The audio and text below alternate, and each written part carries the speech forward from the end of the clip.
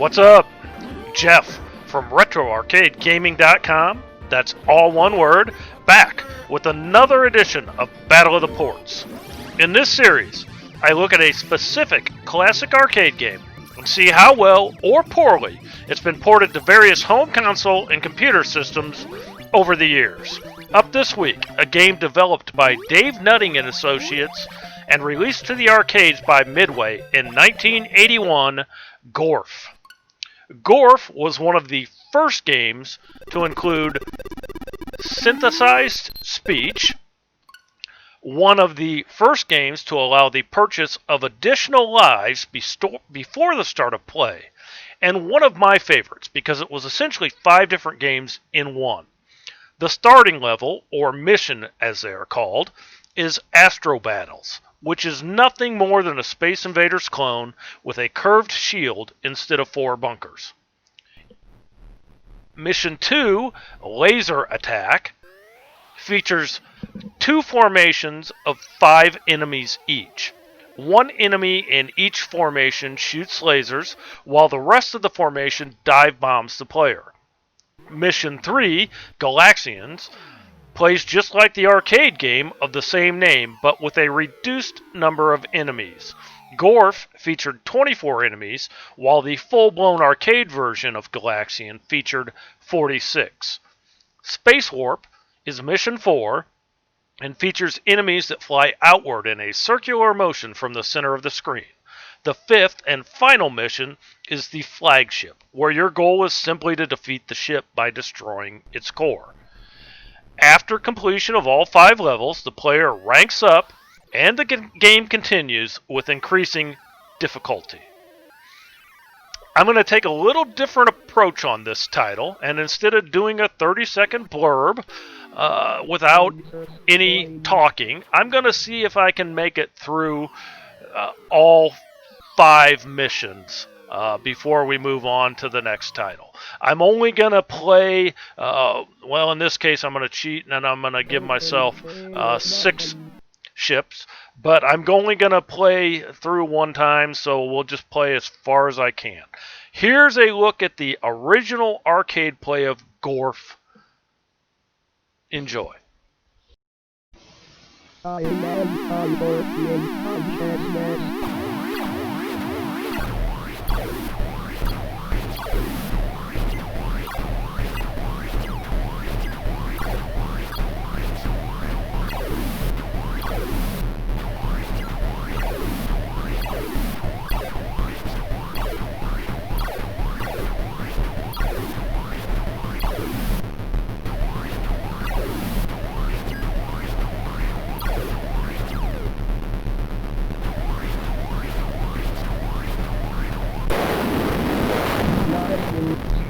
Thomas.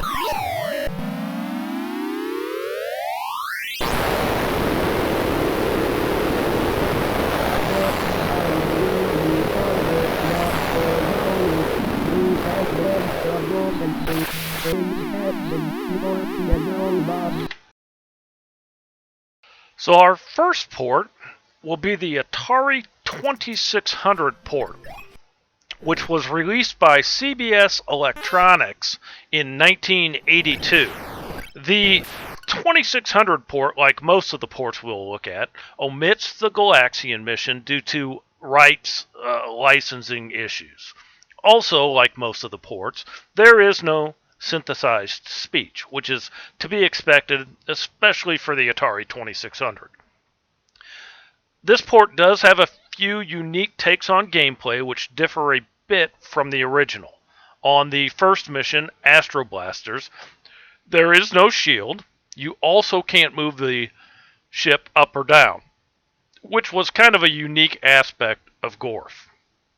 On the laser attack mission, there is only one bank of enemies instead of two. On the space warp mission, if you noticed on the original, you can see the dots of the enemies and see how many are remaining. There's no indication of remaining enemies on this port. For the Atari 2600, it's a pretty good port. Here's my attempt to reach the final mission, which would be mission 4 in this case, on the Atari 2600 port of Gorf.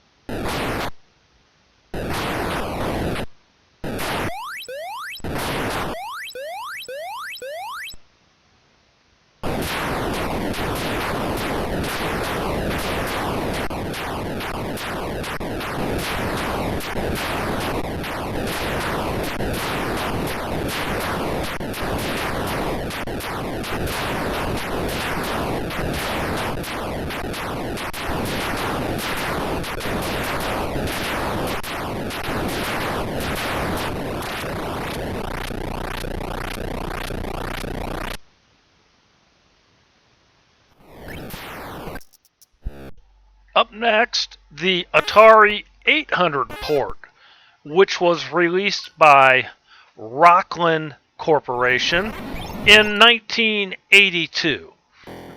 This is actually a good port and a big improvement over the 2600 port, despite the somewhat annoying sound effects. Again, the Galaxian level is omitted.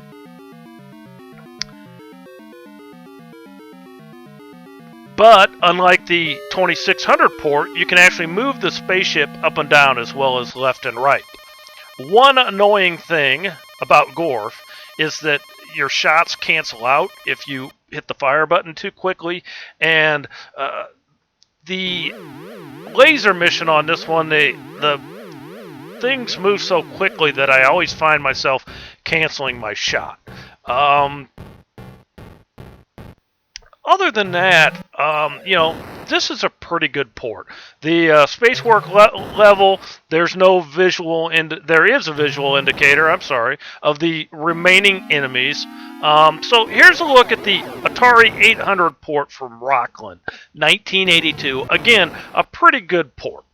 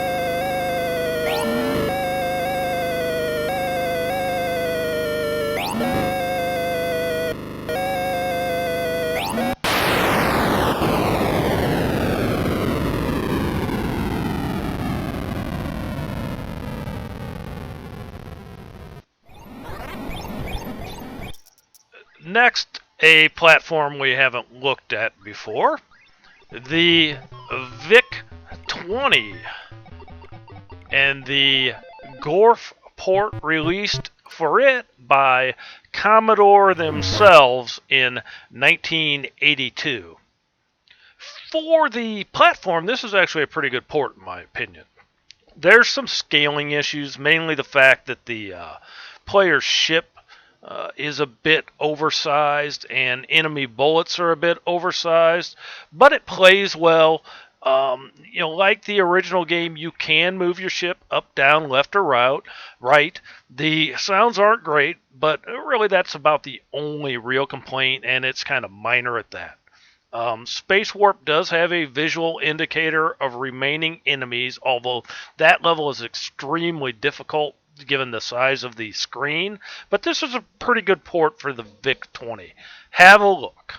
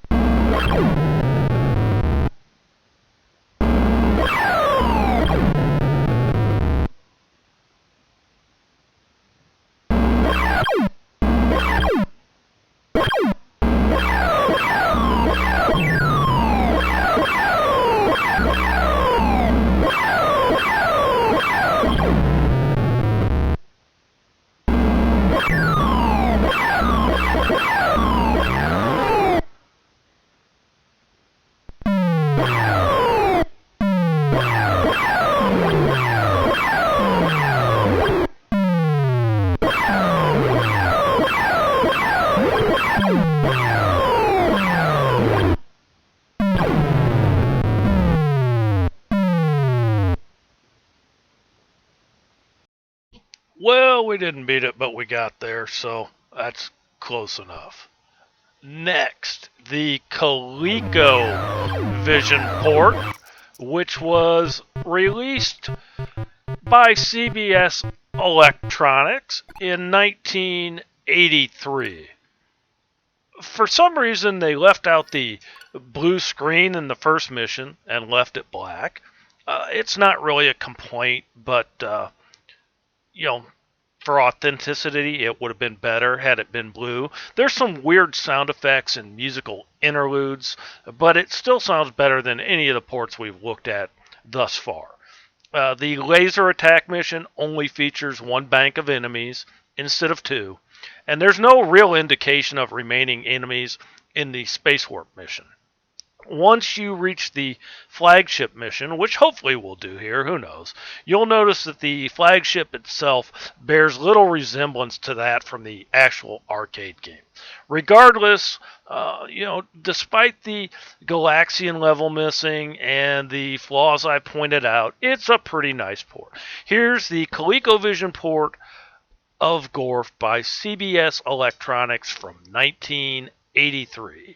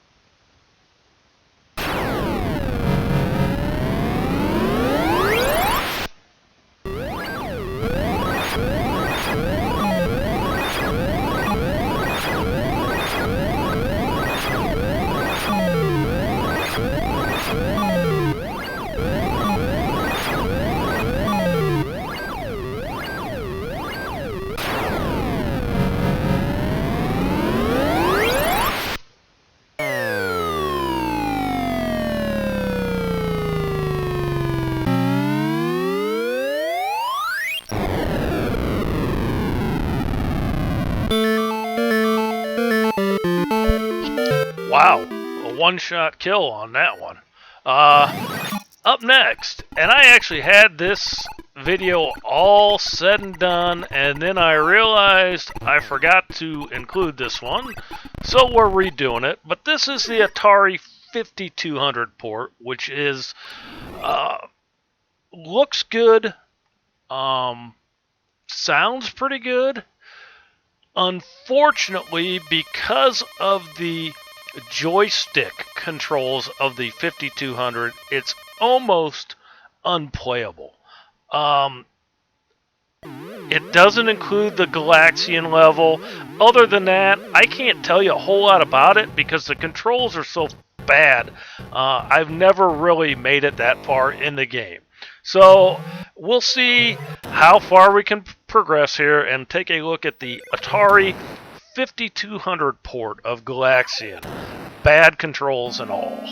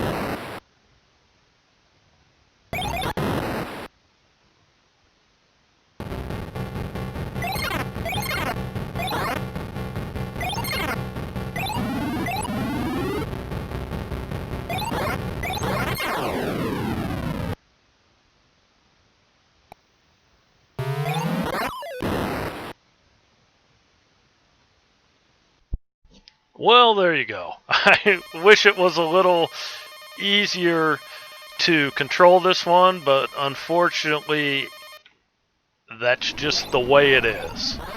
Up next, again, a first for us. This is the BBC Micro port, which was released by Dr. Soft in 1983. This one has what I call some weird sprite or character choices in it, but fortunately it doesn't really distract from the gameplay. I just found them a little bit interesting, perhaps a bit out of place. It sounds okay, but like some of the other ports, you're restricted to left and right movements only. The Galaxian mission is missing. Space Warp mission has no indication of remaining enemies. This isn't a terrible port by any means. If you owned a BBC Micro in 83, you probably thought it was pretty badass. But once I get it set up here so it actually looks and plays right, we'll take a look at the Dr. Soft port of Gorf, released in 1983. Enjoy.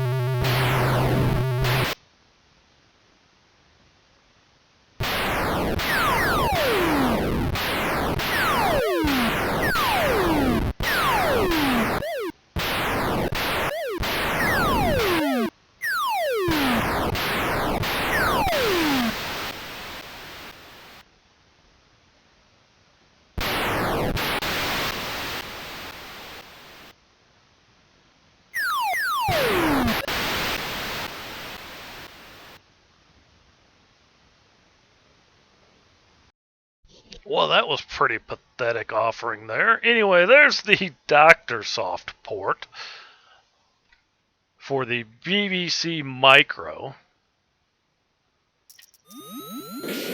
Up next, the Commodore 64 port, which was again self-published by Commodore in 1983.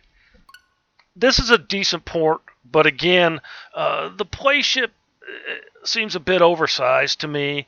Seems out of proportion with the rest of the elements. Sounds are decent and not outstanding. Fortunately, you can move your ship in any of the four directions, and the Space Warp mission does indicate remaining enemies. As expected, obviously, the Galaxian mission is omitted. It's a decent effort, if not outstanding, for the Commodore 64. Have a look.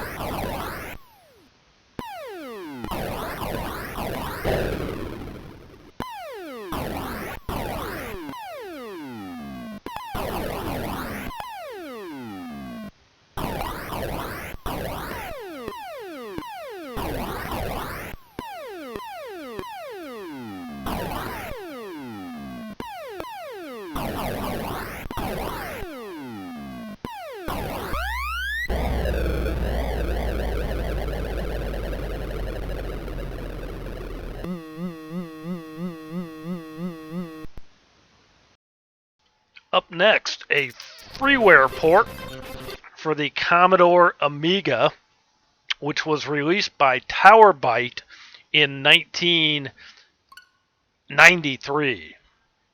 This is the first of our ports to include the Galaxian mission, and like the BBC Microport, it makes some interesting sprite character choices. Again, the player ship is huge. I'm not sure why that seems to be a common theme with some of these ports. It's weird because you can move the ship only left or right on the Astro Blasters and Galaxian mission, but you can move up, down, left, and right in the other three missions.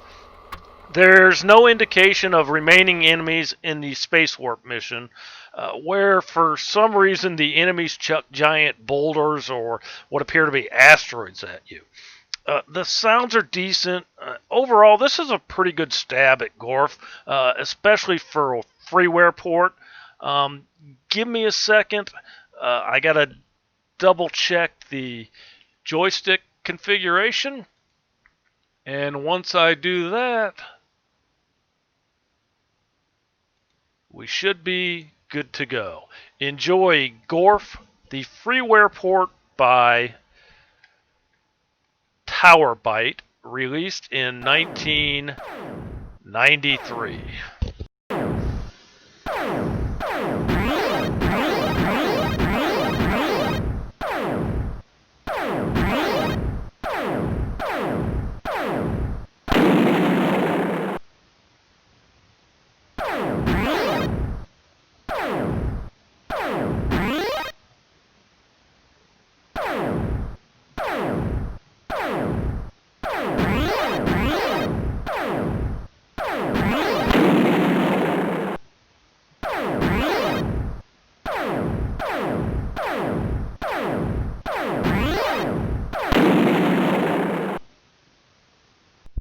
So I got to do better than that. We can't just stop on the first screen. So we're going to give this one a shot again. see if we can't progress a little further than just the first screen. If I can get it to start back up here. There we go.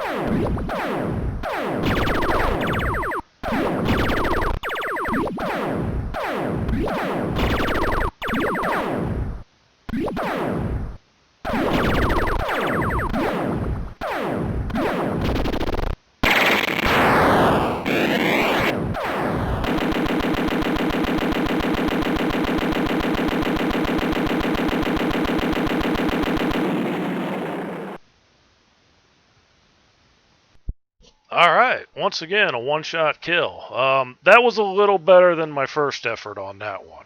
Finally, a homebrew port released for the Game Boy Advance in 2009 by Jess Reagan.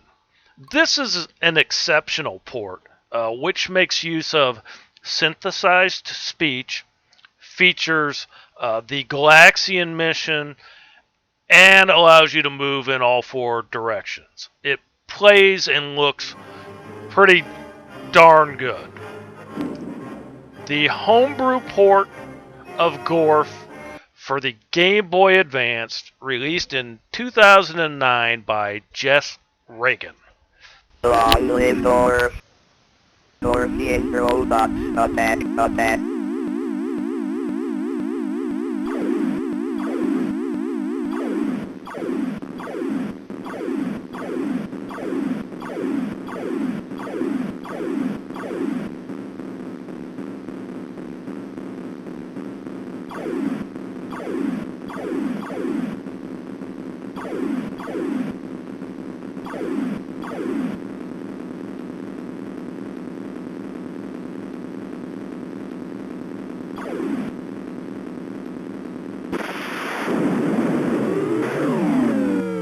by Gorf robots are unbeatable. Another enemy ship destroyed.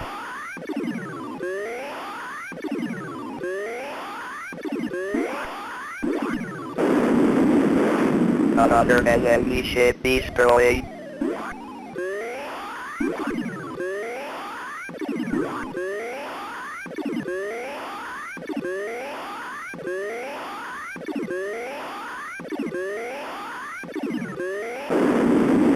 Space Space